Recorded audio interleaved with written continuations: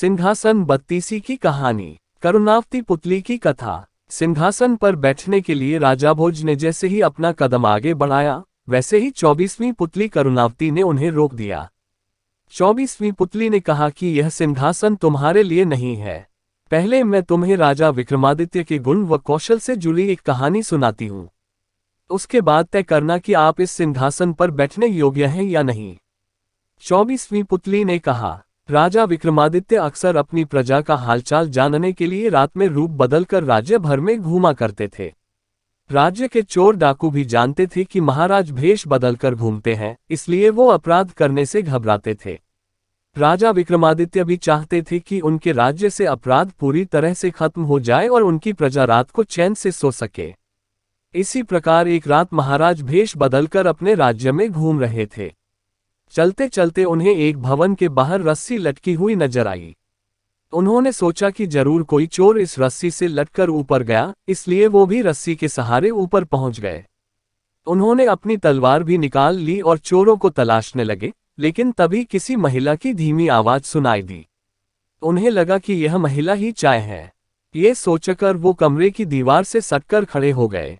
उन्होंने सुना कि महिला किसी से साथ वाले कमरे में जाकर किसी की हत्या करने को कह रही है।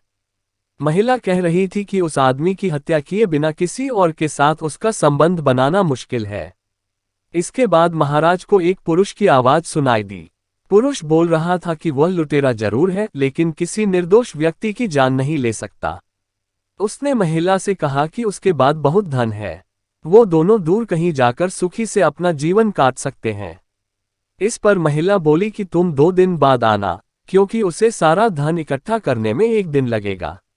राजा समझ गए कि पुरुष उस महिला का प्रेमी है और महिला इस घर के मालिक की पत्नी है। इसके बाद राजा उस रस्सी के सहारे नीचे आ गए और महिला के प्रेमी का इंतजार करने लगे। थोड़ी देर बाद जैसे महिला का प्रेमी रस्सी पकड़कर नीचे आया, तो राजा ने उसकी गर्दन पर अपनी तलवार रख दी और उसे अपना परिचय दिया। महाराज को सामने देखकर आदमी डर गया, लेकिन राजा विक्रमादित्य ने उसे वादा किया कि अगर वो सच बताएगा तो वो उसे मृत्युदंड नहीं देंगे।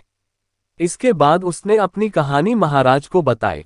मैं बचपन से ही उस महिला से प्यार करता हूं और शादी भी करना चाहता था।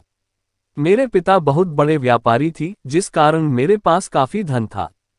फिर एक दिन समुद्री डाकुओं ने मेरे पिताजी का कीमती सामान से भरा जहाज लूट लिया, जिस कारण हम कंगाल हो गए और मेरे सारे सपने चकनाचूर हो गए। इससे मेरे पिताजी इतने दुखी हुई कि उनकी मौत हो गई। इसके बाद मैंने समुद्री डाकुओं से बदला लेने का निर्णय लिया।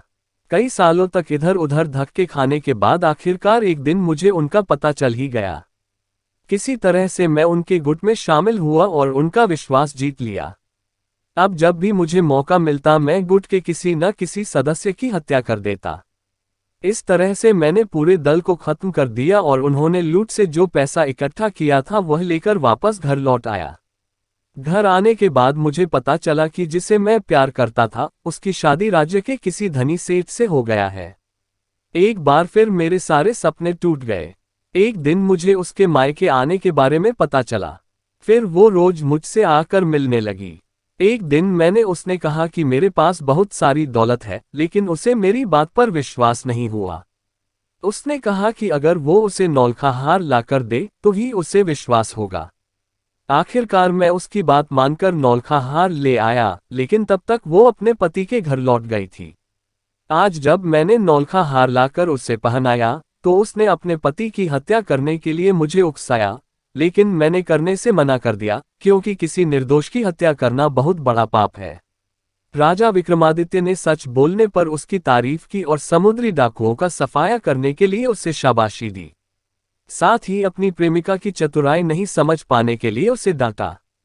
राजा विक्रमादित्य ने कहा कि सच्ची प्रेमिकाएं प्रेमी से प्रेम करती हैं, उसकी दौलत से नहीं। साथ ही नौलखा हार मिलने के बाद अपने पति की हत्या के लिए उसे उकसाया। ऐसी निर्दय तथा चरित्रहीन महिला से प्रेम हमेशा विनाश की ओर ले जाता है। वह आदमी रोता हुआ महाराज के चरणों में गिर गया तथा अपने अपराध के लिए उसे माफ करने के लिए प्रार्थना करने लगा। राजा ने भी उसे मृत्युदंड नहीं दिया और उसकी वीरता और सच्चाई के लिए ढेरों पुरस्कार दिए। अगली रात राजा विक्रमादित्य उस महिला के प्रेमी का भेष बनाकर उस महिला के पास पहुंचे।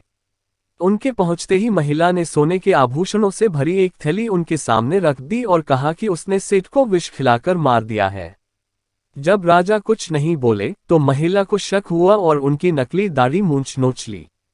अपने प्रेमी की जगह किसी और पुरुष को देखकर महिला जोर जोर से चोर चोर चिल्लाने लगी और अपने पति का हत्यारा उन्हें बताकर रोने लगी। वहीं घर के बाहर खड़े राजा के सिपाही राजा का आदेश मिलते ही दौड़कर आए और महिला को गिरफ्तार कर लिया। अपने सामने राजा विक्रमादित्य को देखकर महिला के हाश उड़ गए और उसने झट से विष पीकर अपनी जान दे दी। ये कहानी सुनाकर 24वीं पुलती वहां से उड़ गई और राजा भोज एक बार फिर महाराज विक्रमादित्य की न्यायप्रियता के बारे में सोचने लगे। कहानी से सीख, लालच करने वालों के साथ कभी अच्छा नहीं होता। उन्हें एक ना एक दिन इसका परिणाम भुगतना ही पड़ता है, जैसे इस कहानी में पैसों के लिए अपने पति की हत्या करने वाली महिला के साथ हुआ। हमारे चैनल को सब्सक्राइब जरूर करना क्योंकि आपके बहुत काम आएगा।